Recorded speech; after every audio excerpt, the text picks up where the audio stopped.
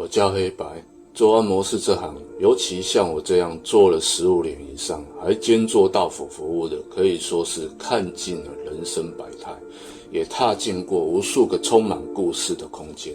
从澳洲布里斯本阳光下的高级公寓，到台湾北部阴暗潮湿的老旧公寓，从5星级饭店的总统套房，到医院里弥漫消毒水味的单人病房，客人的身体往往会反映出他们的生活，他们的压力，有时候甚至会反映出他们所处环境的一些异样。大多时候，那些异样只是气场不顺、压力过大造成的筋骨僵硬。但有几次，我跟你讲，那真的不是开玩笑的。我经历到的，却是连我自己都无法用经络理论，甚至科学常识去解释的状况。今天我想说的就是其中一次发生在一个让人浑身不自在、回响不断的老公寓里的经历。事情发生在几年前，一个特别闷热的夏天。没错，我记得非常清楚，那天是农历7月14，鬼门关的前一天。俗话说，鬼月怪事多。以前我总觉得是自己吓自己，谁知道那天真的是邪门。晚上7点多，刚吃过饭，准备整理一下工具，手机上的 LINE 跳出一则讯息，是我的老客户，一位住在市场附近的陈阿姨传来的。师傅，后天晚上你有时间吗？我回答，陈阿姨，你要预约按摩服务吗？请问要预约多久时间呢？心想着大概又是她老毛病，腰酸背痛。结果陈阿姨回得很快，不是我啦，是我一个菜市场认识的林阿嬷，住在文山区那边，听说最近肩颈背很不舒服，走路都不太方便，我就想到你了，介绍你去帮她服务看看。独居老人哦，我心里想了一下，到府服务独居老人其实风险不低啊，但陈阿姨介绍的我也不好推辞。我回，好的，那麻烦你给我她的地址跟电话，我来跟她联络确认一下细节。拿到电话后，我拨了过去，电话响了很久，久到我以为没有人接，准备挂断的时候才被接起来。喂，找谁？那声音你知道吗？就像快要没气了一样，背景还带着一点点老式收音机那种沙沙的杂音。我表明身份和来意后，他似乎很高兴，连声说好。约定时间的时候，他坚持要后天晚上8点以后，理由是白天家里比较不方便。我当时想说是有多不方便，但人家都这么说了。最奇怪的是，他接着说，师傅，到时候你直接来就好，我们不会锁，你直接上3楼，我会在客厅等你。这就真的少见了，门不锁还要我自己上楼。虽然心里觉得怪怪的，但电话那头的声音实在太虚弱太痛苦，我还是答应了下来。挂掉电话前，我好像听到一声非常非常轻的叹息，那感觉不太舒服。时间很快来到后天晚上，我再次检查了我的按摩工具，折叠按摩床、干净的大小毛巾、几款常用的舒缓精油、刮痧板、拔罐器，一应俱全，跨上我那台陪我征战多年的老迪爵，往文山区那个地址骑去。明明是夏天的夜晚，空气应该是闷热的，但那天晚上天气却有点反常的凉。尤其是当我接近辛亥隧道的时候，骑进隧道，一股不自然的冷风突然灌进我的领口。那种冷不是空调的冷，也不是单纯的空气流动，而是一种刺骨的带着湿气的阴寒。短短几秒钟，我感觉全身的鸡皮疙瘩都起来了。隧道里的灯光好像也比平常昏暗。我的老迪爵引擎声在隧道里回响，呜呜呜的，听起来像在哭一样。卖脑啊啦！我心里毛到不行，油门吹到底，恨不得立刻冲出去。那几分钟感觉比一个世纪还漫长。出了隧道，那股寒意才慢慢退去。我按着地址钻进一条越来越偏僻、越来越窄的巷子。这巷子比我想象的还要有历史，两旁的旧公寓几乎要贴在一起，把月光都挡住了。路灯昏黄，光线像是被什么东西吸走了一样。延伸不了多远，空气里弥漫着一股浓厚的气味，是山区特有的潮湿霉味，混杂着一种经年累月烧香拜拜留下的陈旧檀香味，闻久了让人头皮发麻。我找到了地址上的那栋公寓，它缩在巷子深处，比周围的房子更显老旧。外墙的深色瓷砖大片剥落，露出里面的水泥，像一张饱经风霜的脸孔。挤上窗户，黑漆漆的，唯独3楼窗户透出一点微弱昏黄的光。入口的旧铁门锈迹斑斑，虚掩着上面贴着几张已经变成深褐色的符咒，边缘卷曲，看不出画的是什么。说真的，要不是为了赚钱，这种地方我根本就不会踏进来。我停好车，熄了火，四周突然变得非常安静，什么人也没，只剩下我自己的心跳声。又一阵风吹过，铁门发出“咿呀”的声音，巷口好像有什么东西滚了过去。我忍不住低骂了一句：“惊死人啊！”7月半，又是这种老旧地方，真的让人心里不踏实啊！我深吸一口气，提醒自己是来工作的，不是来探险的。提起我的工具包，推开了那扇沉重的楼梯间，比我想象的更窄、更陡，而且电灯好像坏了，只有从外面透进来的微弱光线，勉强照亮脚下的路。空气里的腐朽味和霉味更重了，还夹杂着一股淡淡的像中药又像尸体防腐剂的味道。我甩甩头，告诉自己别乱想。手机光往上一照，我的天哪！阶梯又脏又旧，墙壁上那些抓痕根本不像猫抓的，倒像是人用指甲抠出来的。还有那片大片的深色水渍，我真的不敢去想那是水还是……算了，别自己吓自己了。非常安静，除了我的脚步声和呼吸声，整栋楼像是死了一样。2楼挂着八卦镜那户，门缝底下好像塞着符纸，我假装没看到，继续上楼。3楼那扇深红色的木门，油漆剥落，看起来比楼下的门更旧。它果然扮演着留了一条细缝。我再次深吸一口气，收起手机，腾出手，轻轻敲了门板，叩叩，没有回应，叩叩叩，还是没有回应。林阿嬷，我是陈阿姨介绍来的按摩师傅，我到了。我提高了一点音量，声音在空旷的楼梯间显得有点突兀。等了几秒钟，里面依然一片死寂。我犹豫了一下，想到电话里阿嬷虚弱的声音和直接进来的交代，只好硬着头皮把门轻轻推开。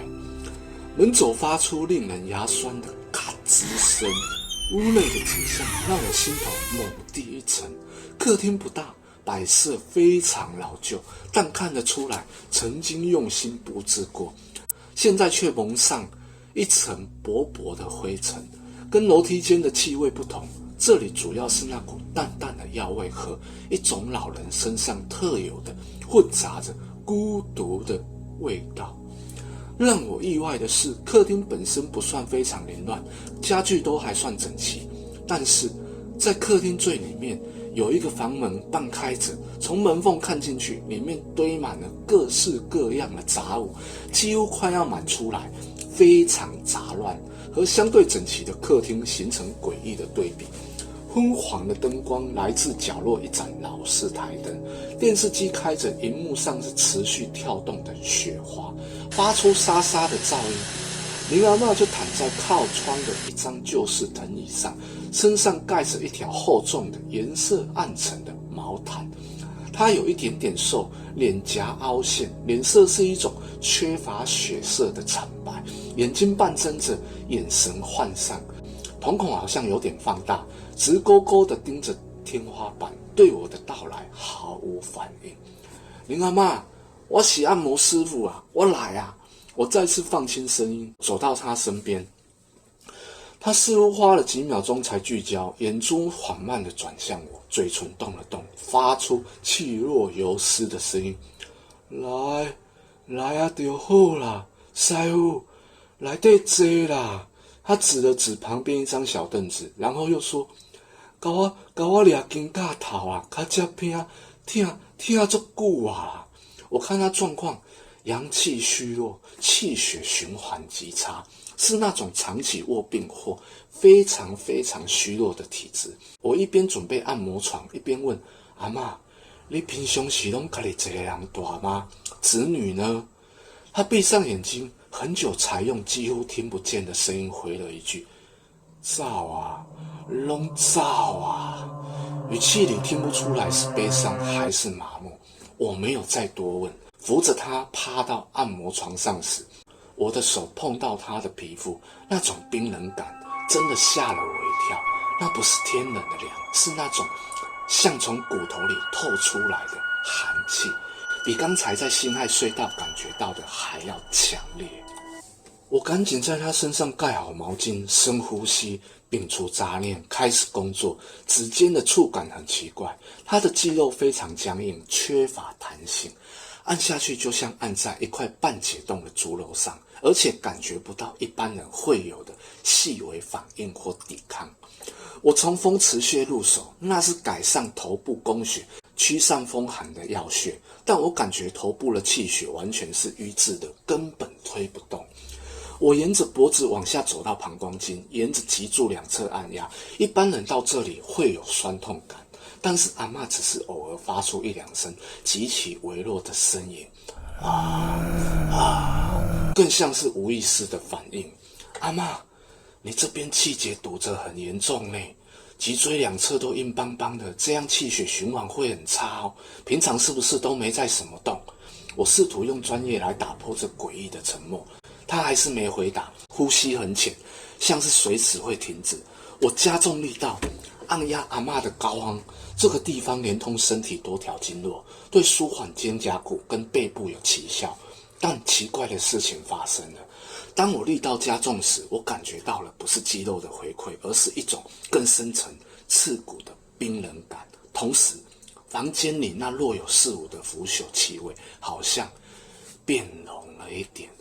就在我皱眉头想分辨那是什么味道的时候，又来了那种后颈发凉的感觉，这次更强烈。我跟你讲，就像有人站在你背后对着你脖子吹冷气一样，绝对不是错觉。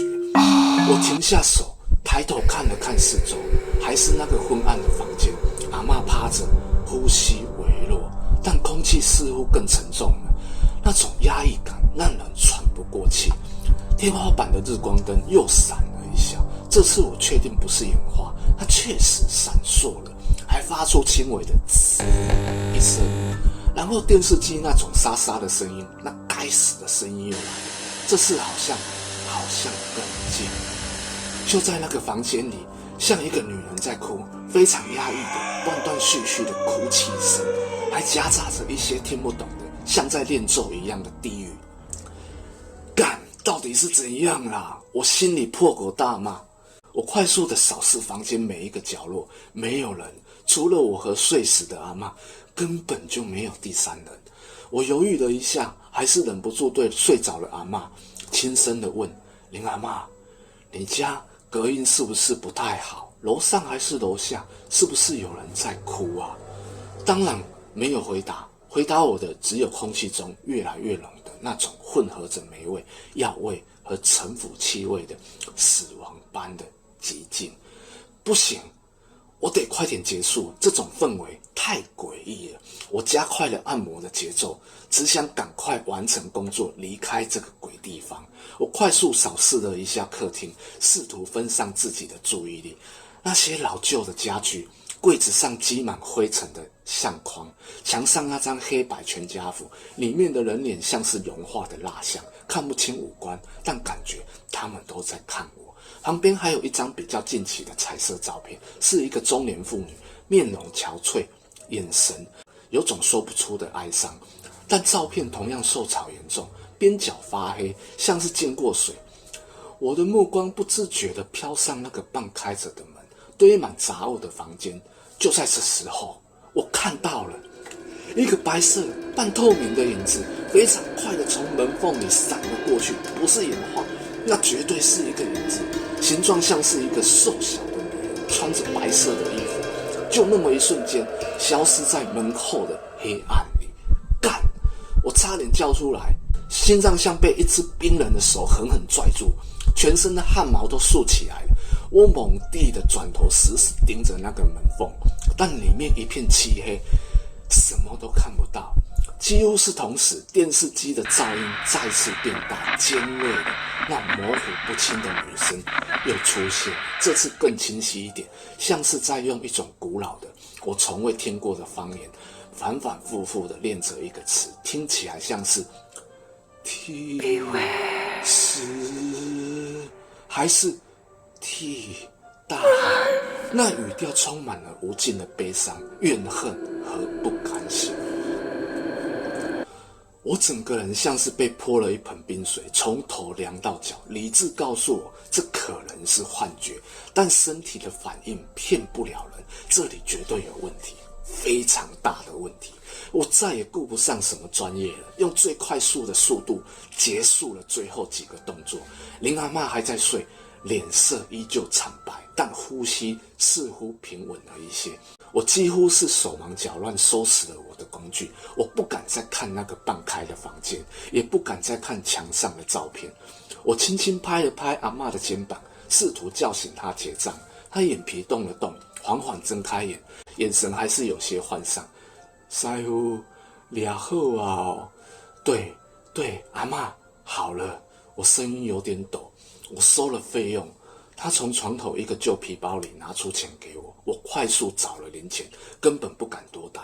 就在我准备说阿嬷我先走的时候，一股强烈的好奇心，或者说是作死，驱使我忍不住低声问了一句：阿嬷，那个房间里底是放什么物件？平常有人住吗？我指了指那个半开的房间。林阿嬷的眼神突然变了一下，那种涣散消失了，取而代之的是一种深不见底的悲哀和一丝恐惧。他看了看那个房间，嘴唇动了几下，才用非常小的声音说：那是哦，阮查某囝较早的房间啦，伊破病走啊，几啊年啊啦。查某囝，我脑子轰的一声，刚刚那个白影，墙上那张哀伤的中年女人照片，还有那个像女人在哭泣在低语的声音，我感觉全身的血液都冲到了头顶。就在这时候，从那个半开的房门后面的厨房方向，清晰的传来一声砰，听像是有什么东西从橱柜上掉下来的声音。林阿嬷的脸色瞬间变得更加惨白，眼神充满惊恐，但她却一句话都没说，只是死死地盯着那个方向。我再也忍不住，阿嬷，我先走了，你好好休息。我几乎是用喊的，抓起我的包包，转身就往门外冲。我冲到门口，拉开那扇沉重的木门。就在我踏出门槛，准备关门的那一刻，我背后从屋子里面清清楚楚地传来一声：“唉，贵呀！”我头皮发麻的快要裂开，连滚带爬的冲下楼梯。心脏跳得像是从喉咙里蹦出来，我甚至不敢回头看一眼，一路冲出公寓，跳上我的老的确，钥匙插了半天插不进去，手抖得不像话，好不容易发动，我油门一拜，用最快的速度逃离了那个鬼地方，连闯了几个红灯都没感觉。回到家，我洗了个热水澡，甚至用了艾草的香皂，但那种阴冷的感觉好像还是挥之不去。那一整晚我都没有睡好觉。后来我当然没有再接过那个地址的案子。陈阿姨后来有问我我只含糊的说林阿妈家不太方便，以后可能没有办法接了。我不知道那天晚上我听到的、看到的、感觉到的到底是什么？是老公寓的能量场，是林阿嬷过度悲伤产生的幻觉影响了我，还是她那个早逝的女儿真的从未离开过那间堆满杂物的房间？那个像锁链拖地的声音，那声贴在耳边的叹息，到底是真实存在的，还是我过度惊恐下的幻想？我没有答案，我只知道那晚的经历让我对这个世界，对我们肉眼看不到的存在，多了一份不敢再铁齿的敬畏。这件事我压在心底很多年，你问我下次再接到类似的案子还敢不敢去？我是专业按摩师，但我也是人啊，我只能说我会非常非常非常小心。下一集我会讲安宁病房，侯大麦照，订阅、按赞、分享，我是黑白。